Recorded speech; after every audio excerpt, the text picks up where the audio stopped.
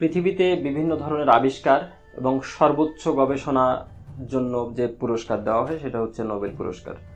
Alfred Nobel যেটির প্রবক্তা। কিন্তু আমরা নোবেল পুরস্কারের বিষয় হিসেবে জানি 6টি বিষয়ে আসলে নোবেল পুরস্কার দেওয়া হয়: শান্তি, সাহিত্য, অর্থনীতি, রসায়ন, চিকিৎসা বিজ্ঞান এবং পদার্থবিজ্ঞান। কিন্তু আরেকটি গুরুত্বপূর্ণ বিষয়ে কিন্তু আসলে আদৌ নোবেলের ব্যবস্থা কখনো করা হয়নি, সেটি হচ্ছে গণিত। জীবন চলার পথে গণিত একটি অপরিহার্য অঙ্গ।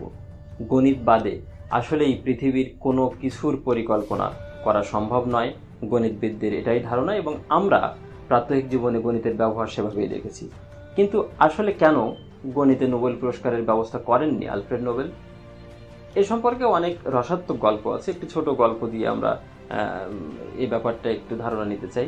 সেটি হলো যে নোবেল যদিচ জীবনে বিয়ে করেননি, কিন্তু একটা গল্প প্রচলিত আছে যে তিনি তার এক প্রেমিকা, তার সাথে বিচ্ছেদ হয়েছিল একজন গণিতবিদের কারণে, যার নাম নেফলার। তিনি সুইডেনের একটি বিশ্ববিদ্যালয়ের শিক্ষক ছিলেন। বলা হয় যে এই গণিতবিদের ওপরের রাগ থেকেই তিনি গণিত বিষয়টিকে ঘৃণা করতেন এবং গণিতের এই ব্যাপারটিকে তিনি সবসময় অবহেলা করেছেন, যদিচ এর কোনো ভিত্তি আদৌ পাওয়া যায়নি বা কোনো বিশ্বাসযোগ্য সূত্র থেকে ওই গল্প আমাদের শোনা নয়।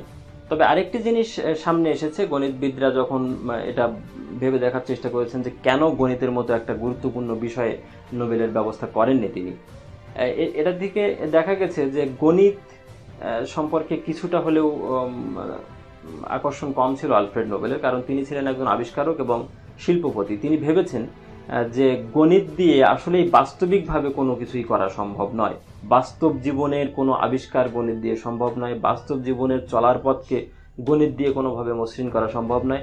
সেটা করা সম্ভব পদার্থবিজ্ঞান দিয়ে, সেটা করা সম্ভব চিকিৎসা বিজ্ঞান দিয়ে, সেটা করা সম্ভব রসায়ন বিজ্ঞান দিয়ে, শান্তির মাধ্যমে সেটা করা সম্ভব। কিন্তু আলফ্রেড নোবেল কখনো ভাবেননি বা চিন্তা করেননি যে গণিত দিয়ে কোনো বড় ধরনের জীবন পথকে অবলম্বন করানো যায় কিনা, কোনো জীবন পথের কোনো অধ্যায়কে গণিত দিয়ে আসলে ব্যাখ্যা করা সম্ভব কিনা। এই জন্যেই মূলত গণিত বিষয়ে নোবেল পুরস্কারের প্রবর্তন করা হয়নি, এবং এরপর বিশ্ব গণিত সম্মেলনে আলাদা একটা পুরস্কার প্রবর্তন করা হয় গণিতের জন্য। ধন্যবাদ।